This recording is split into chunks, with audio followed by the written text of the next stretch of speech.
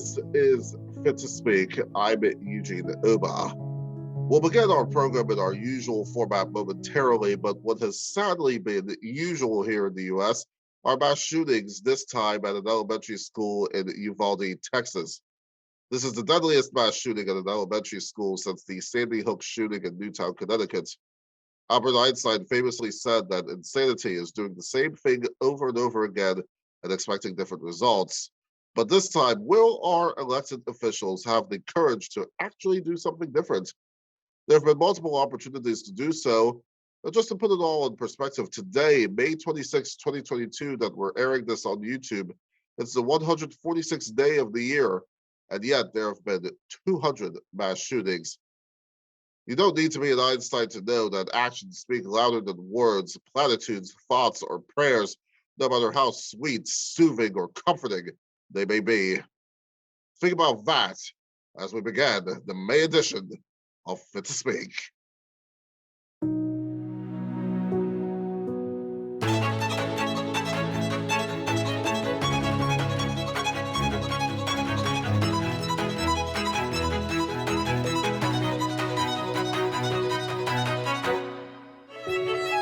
Hello and welcome to Fit to Speak. I'm Eugene Obah. So glad to have you with us. Many college campuses have now completed their first in-person academic year since 2018, but the novel coronavirus pandemic would sadly have an incomplete if it were on a college transcript. In a few minutes, I'll provide a Spark Notes version of my commentary about what's been going on over the last few weeks. And later in the show, I speak with Common Sense Entertainment Creative Director Raheem Dawodu Jr. about the shooting earlier this month at a Buffalo, New York supermarket and the implications this mass shooting has on race and media.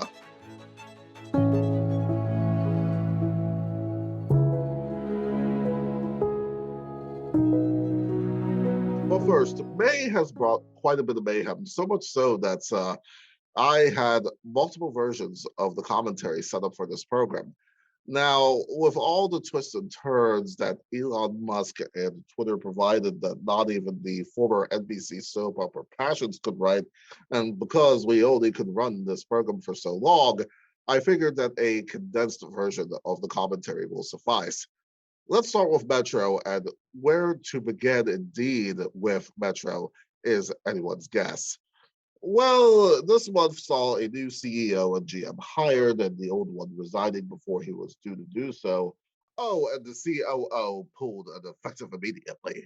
All of this amid the already slow service as a result of no 7000 series trains made even slower with some train operators who were not recertified to operate trains. The good news is that some of those train operators have been recertified and the trains will run a little more frequently, but doesn't it warm your heart to know that the train that you may have been on since May of last year was operated by somebody whose certifications have lapsed, that they may not have even had certifications? You see, if you and I did not have driver's licenses to operate motor vehicles on the roads, then you and I will be spending a lot of time, some quality time, in a jail cell. Oh, and speaking of which, perhaps those at WMATA who thought that it would be a bright idea to circumvent procedures to turn on the third rail should be over there already. You remember that old slogan, Metro opens doors? Well, they certainly do all right to passenger cars. One place that I'm delighted shut its doors for good, and by the way, not too far from the Archives Metro stop on the yellow and green lines, is former and twice impeached U.S. President Donald Trump's edifice of bad taste. Hotel. That's right, as of earlier this month, it is no more as the deal officially closed, and not a moment too soon, the gaudy gold lettering was removed from the facade of the old post office.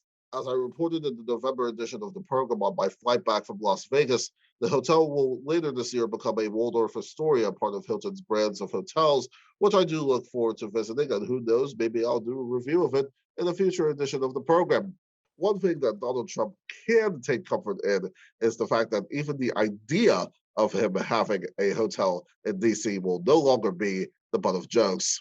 And Donald Trump announced this week he is building a new hotel 4 blocks from the White House. And today, President Obama demanded to see his long-form builder's permit. Okay, I'm going to have to go over that very, very carefully. how quickly they forget.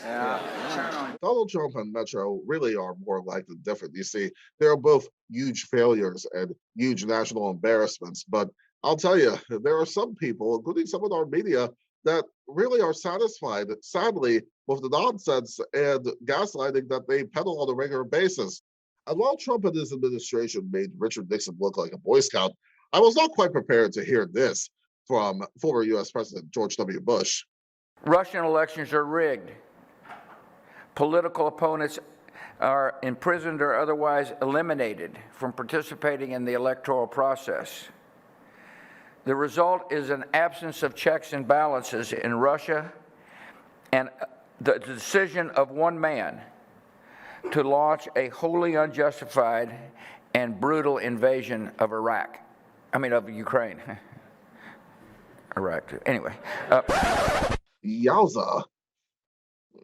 Even though he did blame this stuff on his age, I'll tell you, truth has a strange way of coming out. It really does. And we're still suffering to this day the consequences of the actions of Dubya. Even the brain trust at Fox said Bush's latest in the string of gaffes was unfortunate. Just goes to show you that a broken clock, or I guess two in this case, is right twice a day.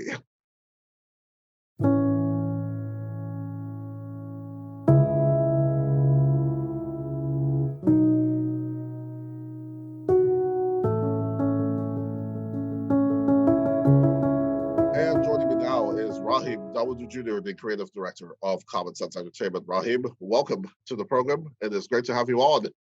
What's up, man? It's good to see you. Good to see you as well, Raheem. It is great to have you on. It's been a while since we've had you on the program, but it's always a pleasure to have you talking about a lot of these issues. And why don't we go ahead and get started? And one of the big issues, of course, the main stuff we're going to be talking about here today, the Tops shooting in Buffalo, New York. Very awful, awful stuff that happened. You have 10 dead, 3 injured. But U.S. President Joe Biden and First Lady Jill Biden visited in the aftermath. But the suspect in this case, he had a manifesto that greatly resembled the kind of stuff that Tucker Carlson talks about on Fox News. The news should be used rather loosely when it comes to talking about Fox, in my opinion. But talking about the great replacement theory that is regularly espoused on Fox, except for recently when there was only a fleeting mention of it by a Fox anchor. So my question is, Raheem, what accountability, if any, does Fox and Tucker Carlson have in all of this as far as what's been going on? Well, he has accountability, but I always look at these things in a larger level as well. For instance, I don't think the guy actually, the guy who was the shooter, you may correct me if I'm wrong, but I don't think he actually was a Tucker Carlson watcher. I don't think he actually watched his program at all. However,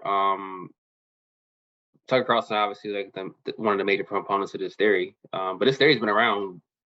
I mean, America, if you think about it, since immigrants started coming to this country, has been complaining about placement of white people and stuff. So this isn't anything that Tucker Carlson necessarily started. He's obviously making a lot of money off of this and promoting it, and he's been doing this for many, many years now. I think I don't really follow Tucker Carlson stuff that much, but you see clips of it on social media, and you see him never saying white people ever, but he's always talking about Americans. We don't want this. We don't want democratic voter rolls. We don't want the voter rolls to change with people that aren't you. You being Americans, and Americans in his mind, his viewers are mostly white people. It's tough though, because though he says it, and though it's very dangerous, I'm still one of those people that believe in free speech. So I'm always just I don't know how he can be accountable for this, but I do also feel that the answer to for people like him is to kind of just talk back against it, go on the show and actually put it in the space with exactly what he's saying. Have like an actual conversation about, like, discussion about this, even though it's insane and loony. He's saying these things unchallenged on his broadcast. There's no one to question him. No one's challenging him. It's usually like a monologue when he talks about this stuff, or he'll have a guest on that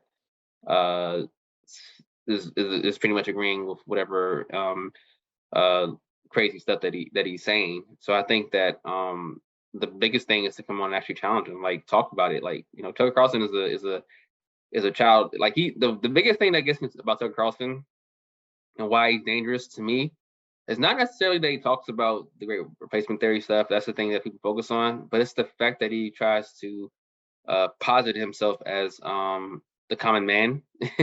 He's always talking about the elites doing this and elites doing that, and that's language that's very, like, if if you're not like a avid news watcher and very nuanced in your thinking, you would think that he's actually like a progressive working class Joe Schmo person, when he's the son, he's the heir. His stepmother, I believe, was a Swanson, like the Swanson family, which made like the food, frozen food TV dinners. Yeah, exactly. That's his stepmother. His dad, I believe, was like a ambassador. He went to school. He went to boarding school in Switzerland. You know what I mean? And so I bring all this up because he talks about stuff on the standpoint of like, hey, these people are these elitists are out to get you and they're here to stop you and stuff. But no one's saying like, Tucker, you are the elite. And you make about what, $30 million a year doing Fox News, so you are the elite. Like, what are you talking about? You went to school in Switzerland. You are the elite. And if you ask them for solutions, the solutions are what? We need to stop having immigrants come in. Okay, that's great, but what about the actual working conditions and material conditions of a person right now that you think that you're advocating for? You don't have an answer for that because you are the elite and you want to stay the elite. So I think that if you want to really like challenge his stuff, actually go on the show and challenge him, like talk to him, like actually have a debate. People don't want to do that, and I understand the hesitancy. I'm not saying that it's the easiest thing in the world to do, but that's something you have to do, is actually like challenge it and push back against what he's saying and make people see who he really is, and not necessarily talking about the replacement theory stuff, but talking about like, hey, this guy's background. I mean, you talk about that obviously, but talk about, hey, this background's, it's not you. You're not, you and him aren't the same person. Like he wouldn't, if you were on fire, a poor or lower middle class white man, or lower class white man, he wouldn't pee on you because he would think his piss is too. You know what I mean? Like you would. I mean, I shouldn't say that's very crass, I know, but my whole point is like he's not a person that is. He talks like he's like this, and that makes the great replacement theory stuff susceptible for people that are of that class. And you have to push back against him and say, no, you're not this. This is not who you are. You are a Swanson. Talk about that and point that out and let people see that he's from this background. So I know that sunlight certainly is the best disinfectant. Mm-hmm. And in terms of, again, throwing some of these facts back into his face and everything else. And I get that. But then also, let me play devil's advocate for a second here, okay? Mm-hmm.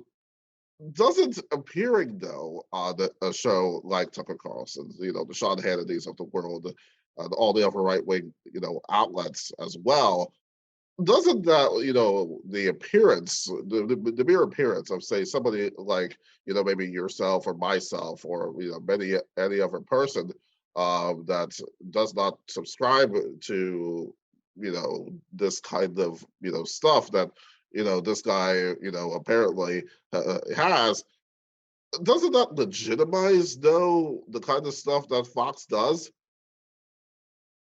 It's already legitimate, isn't it? I mean, you know what I mean? Like, what are you're by saying nothing and letting it dominate there. Like, I think was it a couple Sundays ago, he had like a feature in the New York Times, I believe, right? Like, it was like before the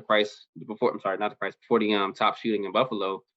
In fact, about a week before, he had a Sunday spread in New York Times about his show and about his theories and all this stuff. So it's already legitimate. Right, and then he had the tweets later on of him with that front page, exactly. Just essentially laughing his head off. Yeah, at that. Yeah, because it's never. And what I'm saying, yeah, so it's already legitimate. So what are we saying here? Like, and what I'm saying isn't even necessarily like, you can talk about the replacement theory stuff, but what he does, and what Hannity does, and what Bill O'Reilly does or used to do, and so forth, is try to, like, make the discussion this. And you're like, no, you got to kind of ask them questions about, all right, well, I watch a show, you talk about this stuff all the time. Like, what is your actual solution to this outside? Like, what's your solution to this? Like, how do you raise the wages of Americans that's been going down for many years as jobs have been going out? You gotta kind of show these people who they really are. And he's not a person, again, like that's why I brought up, like, if you watch clips of the show, he's always railing against the elites, against rich people, against the corporates and all this stuff, the people that actually pay his checks that actually support him. You gotta show that this is actually who he's with, more so than try to like get in the mud with him, because that's what happens. People go on these shows and start like playing mud with him, and it's like, no, you gotta kind of step back and show it's like, what if you? It's funny because one thing, even though Bernie Sanders didn't succeed in his candidacy, one thing he always did was, like, somebody would say this about him. He's like, all right, great, but I want to talk about healthcare. You know what I mean? Right. Like, get back to yeah, just get back to what you come there to talk about. Don't get in the mud with him. And I think a lot of people don't do that. They go on if they go on a show, they want to get in the mud with him, and then they don't want to get on it because they think that it legitimizes it. But I'm like, well, it's already legitimate now. Like, you've got a New York Times spread. You unfortunately have people doing heinous things based off these like theories and stuff. This is in a discourse. You had the president talking about it, so no, it's legitimate. Now you have to actually go at it and combat it. And I think that there is a lot to be said about free speech. And, I think that actually kind of leads to this in terms of the social media companies. Of course, Twitter has been in the news, obviously, as of late, this kind of will he, won't he, in terms of Elon, buying the Twitter and all the outrageous nonsense that he's been spouting as of late. But now, there is focus on 4chan, Twitch, and Discord. New York Attorney General Letitia James will be investigating these companies. And in fact, she stated, quote, "The fact an individual can post detailed plans to commit such an act of hate without consequence and then stream it for the world to see is bone-chilling and unfathomable. As we continue to mourn and honor the lives that were stolen, we are taking serious action to investigate these companies for their roles in this attack.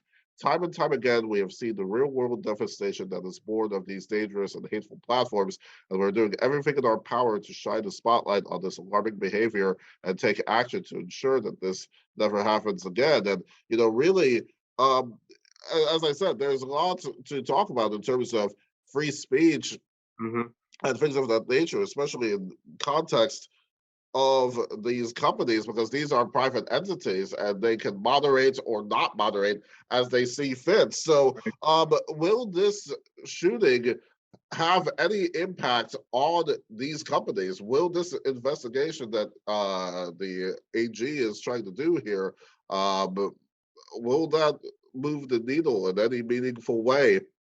No. No. No. The reason why I feel that way, though, is because I believe, from my understanding, I thought that Twitch, I think because he streamed it on Twitch, I believe, right? Mm-hmm. So I believe right after they actually barred the video, they deleted it and got rid of it. Right. I believe so, yeah. Right. However, it was on Facebook it's still on Facebook now, probably, showing and stuff like that, because it doesn't violate their rules. And I didn't hear in that statement anything about Facebook, did I? No, there was nothing about Facebook here. So I think that it won't work because this is not a suing thing. You can't you can't. I don't think this is a thing where you sue somebody for it. I think this is we need to start actually regulating and issuing fines and stuff like that, and doing things that we used to do in this country when companies behave badly. Is actually really punish them and do things of that sort. I don't see how I don't know. I feel like sometimes people do stuff for political purposes instead of actual practical purposes. And I know it's tough and I'm being harsh and stuff, but yeah, I don't necessarily think that this is the right way to do it, but I do think that we need to have a conversation about social media and about how we have a conversation and have laws addressed to how we like can start stopping stuff like this and preventing stuff like this. I think that uh, um, these companies have gotten really, really big. I know I think it's Facebook that has the moderators that watches like the videos and or content that's put up there, and these people end up having PTSD and depression because they're seeing like really heinous stuff put on these platforms and having to like stop it. And it's like, why is that a thing that this person has to stop? It's also something that is really at the whim of the C suite at these companies. They just do stuff at the whim, and it changes because of money. Sometimes like if money to be made this way, they'll say let's lean back and let's move forward with this, let's lean back on this because of money. It's really a job of like our actual like legislators, I think, to figure out how we can better moderate this stuff and really like punish companies that do stuff like this. But yeah, in that statement, I didn't hear Facebook mentioned, because Facebook is actually the area where that's been videos been I believe like reproduced many times. And I know 4chan, 8chan are like really like vile places as well, but Facebook is the biggest, one of the biggest companies in the world.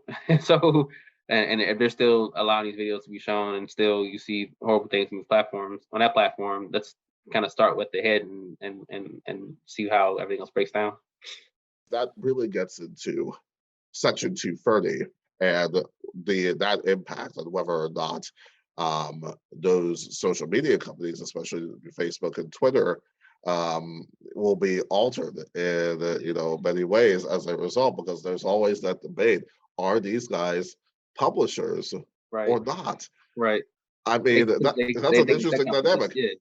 They consider tech companies, and it's like, well, y'all are like the largest news sharing platforms in the world right now, so you're not tech companies. So we have to, like you said, publishing. Like, what's the, especially since they do so much to control the eyes that gets on these articles and stuff. So yeah.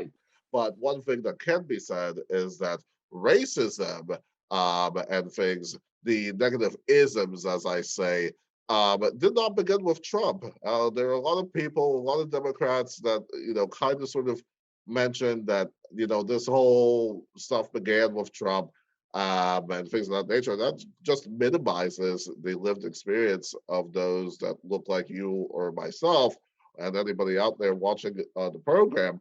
I just think that the fringes, there have always been the fringes that have believed that people like us are less than and that sort of thing. But of course, I think in the past few years, those fringes have become part of the mainstream conversation.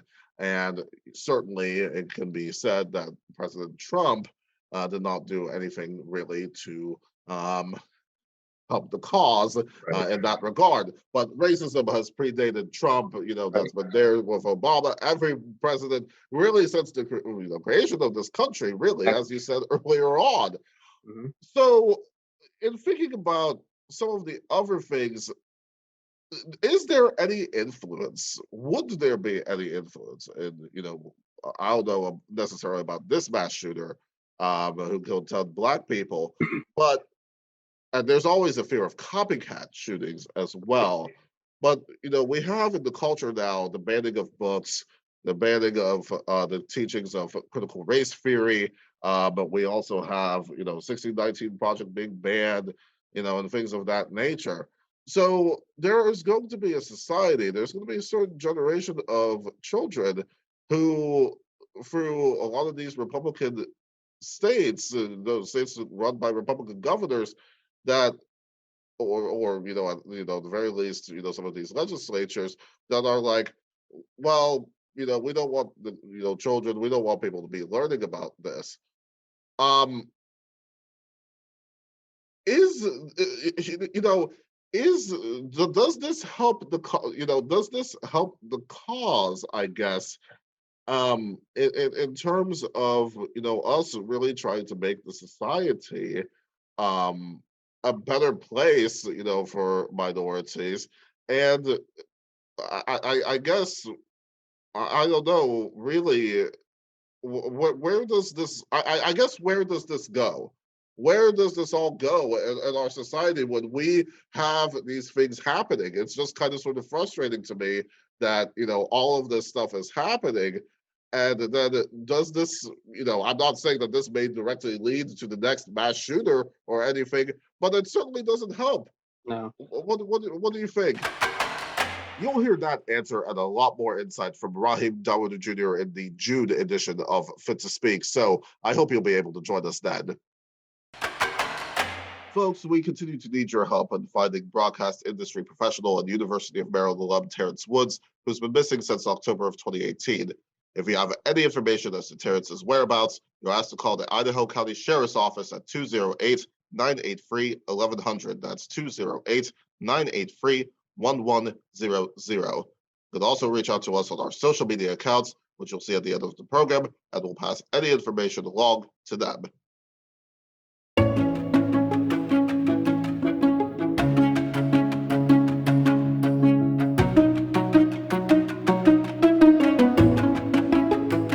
One more thing before we go. In the April edition of the program, I commented on the failure of the, quote, new USFL to capture the imagination of the public and how rushed it is. Do revisit that right here on our YouTube channel. But during this month's upfronts in which Disney had their events, it was announced that they, by way of ESPN, ABC, and FX, will serve as the exclusive broadcast partner for the league in a 5-year deal. Mark my words, folks, the XFL is going to blow the USFL out of the water. It isn't even close. I mean, the XFL is being built for true sustainability, not a flash in the pan type stuff. And even the 2020 XFL games, let's forget about the 2001 games for a second. The 2020 games were much more fun to watch than anything that I've seen from the USFL to date. Now, yes, whether or not they will actually, the XFL that is, will actually make it to the end of that 5-year deal is something that remains to be seen. After all, when you think about the fact that ESPN was one of the broadcast partners the last go around, Disney was one of the partners in the last go around, you have to imagine, hey, once bitten, twice shy, right? Well, my money is on Danny Garcia, The Rock, and Redbird Capital to do everything they can to make the league last beyond the season. The countdown to February 18th, 2023 is on, and yes, you bet, folks, that I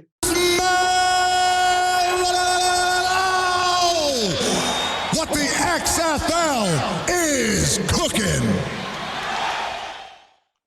And on that electrifying note, thank you so much for watching. Listen, there's going to be a lot more where that came from, so you better stay tuned to catch it all. In the meantime, don't forget to follow us on all of our social media accounts for more information, including all of the bonus content that you'll see from today's show. And don't forget to subscribe and ring the bell on our YouTube channel so that you do not miss any of our episodes. And until next time, I'm Eugene Obah, and remember, we will not be silenced.